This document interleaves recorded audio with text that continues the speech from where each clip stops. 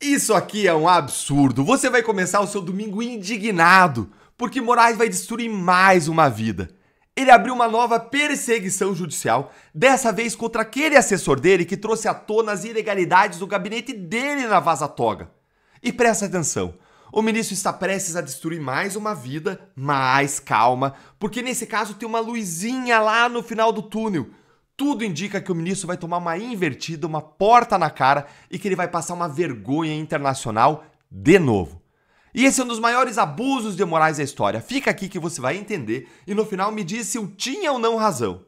Mas eu preciso começar te dando um bom dia. Um bom dia para você que ainda não recebeu um bom dia nesse domingo. Que seja um dia abençoado. Abençoado de descanso, mas que possa ser mais do que isso. Que você possa hoje investir um tempo intencional cultivando o seu relacionamento vertical com Deus, lendo a Bíblia, inclusive orando pelo nosso país, como a gente precisa, e também cultivando o seu relacionamento horizontal com as pessoas que você mais ama. Olha, eu tô quase indo para a igreja com a minha família, mas eu queria trazer para vocês esse novo absurdo antes, porque quem ama se importa, e a indignação com a injustiça é outra face do amor.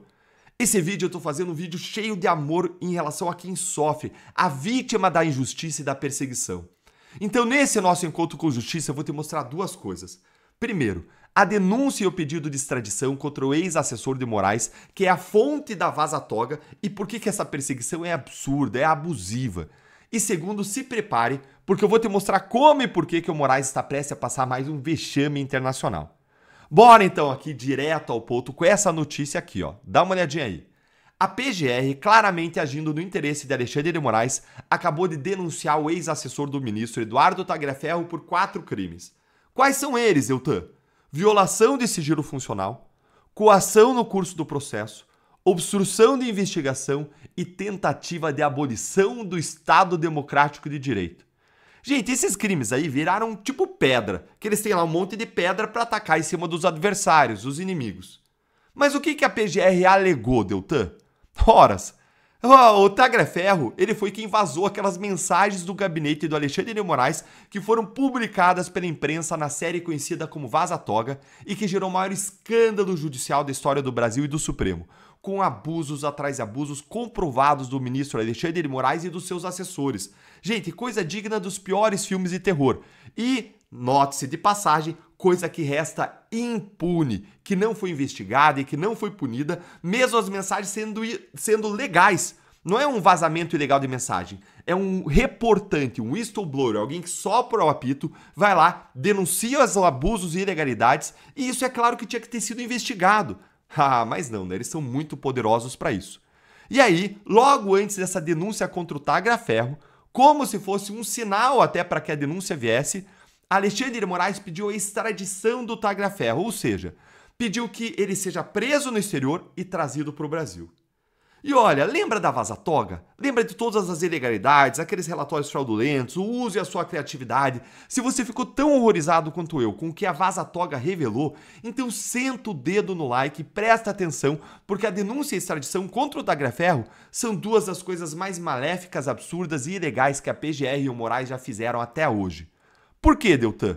Porque basta lembrar o que aconteceu, gente. Qualquer sombra aí de perseguição contra alguém que denunciou os abusos não é mera coincidência. Vamos lembrar que o Eduardo Tagliaferro ele foi assessor do Alexandre de Moraes até 2023. Ele era chefe do órgão de combate à desinformação do TSE. Se o Tagliaferro trabalhou com Alexandre de Moraes até 2023, como um dos seus assessores mais próximos, como é possível que a PGR denuncie o Tagliaferro por abolição violenta do Estado Democrático de Direito? Me conta. Só se a PGR estiver dizendo agora que o líder do golpe é Alexandre de Moraes. Aí faria sentido, porque até 2023 o que o Tagliaferro fazia, gente, era receber e executar as ordens diretas do Alexandre de Moraes.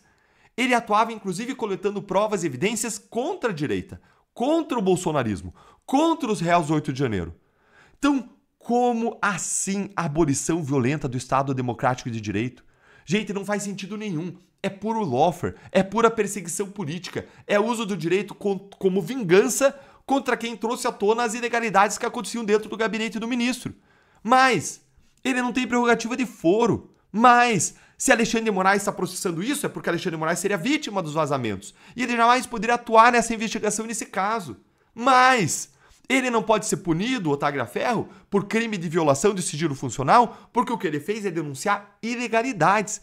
Ele é um autêntico whistleblower, um soprador de apitos, um reportante de crimes. E você não pode punir quem denuncia ilegalidades cometidas pelo Estado. Olha o que a lei diz. A lei é clara, mas claro que você tem que também fingir que a lei ainda importa no Brasil. Olha aí, artigo 4º-C dessa lei, que é a 13.608. Além das medidas de proteção previstas na Lei 9.807, que é a Lei de Proteção a Testemunhas, será assegurada ao informante proteção contra ações e omissões praticadas em retaliação ao exercício do direito de relatar. Ou seja, existe um direito de relatar os crimes com que você toma contato dentro da administração pública. Se Tagliaferro entrou em contato com crimes e ilegalidades, como entrou, e ele trouxe isso à tona, ele tem direito de relatar isso. E aí, esse artigo da lei proíbe, ou seja, protege o informante de ações ou omissões praticadas em retaliação, protege ele contra a vingança, tais como demissão arbitrária, alteração injustificada de funções ou atribuições, imposição de sanções, ou seja, ele não pode ser punido, o Tagliaferro, agora por crimes, porque ele relatou fatos que são em tese ilícitos, são em tese criminosos, são ilegalidades dentro do gabinete do Moraes. Ele não pode estar sujeito a sanções, a lei é clara. Ele ainda é protegido, inclusive, de prejuízos remuneratórios ou materiais de qualquer espécie. Ele é protegido ainda, então, desses prejuízos, da retirada de benefícios diretos ou indiretos, da negativa de fornecimento de referências profissionais positivas. E presta atenção agora, gente. A prática de vingança, de ações ou omissões de retaliação ao informante, presta atenção, vai configurar falta disciplinar grave e vai sujeitar o agente à demissão a bem do serviço público. Ou seja, a perseguição contra o Tagliaferro deveria sujeitar Moraes e o PGR à demissão se eles não fossem aí juiz e promotor. Claro que juiz e promotor têm proteções especiais, mas olha o grau de gravidade do que eles estão fazendo. Se é um servidor público que pratica perseguição contra outro porque outro reportou crimes, esse servidor que persegue está sujeito à demissão. Moraes e PGR mereciam, pela letra da lei, ser demitidos. Mas você acha que isso vai acontecer? Conta aí pra mim nos comentários. O que a gente tá vendo, gente, é a subversão total da Constituição, da lei, da moralidade. O que a gente tá vendo aqui nesse caso agora é uma nova perseguição como aquela que aconteceu contra os réus 8 de janeiro. Como a que aconteceu contra os Mantovanes, a família Mantovani.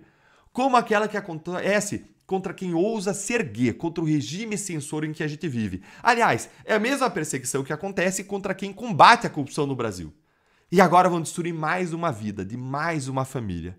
Mas eu quero te trazer agora um alento, um pouco de esperança em relação a isso, que não vem do Brasil, uma esperança que vem do exterior. E eu quero te dizer que o ministro Alexandre de Moraes ele está prestes a adicionar uma nova vergonha internacional para sua coleção. Você lembra quais são todas elas? Vamos contar? O Moraes ele teve o seu pedido de extradição do Alan dos Santos negado pelos Estados Unidos. 1.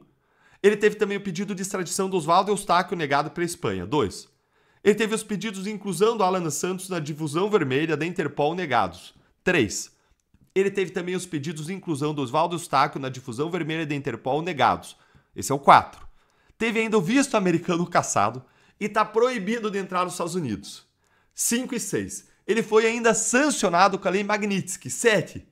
E se a gente for contar quantas vezes que o governo americano ou a embaixada americana aqui no Brasil detonam Alexandre de Moraes por semana, gente, aí com certeza a lista vai passar de 20 vergonhas internacionais.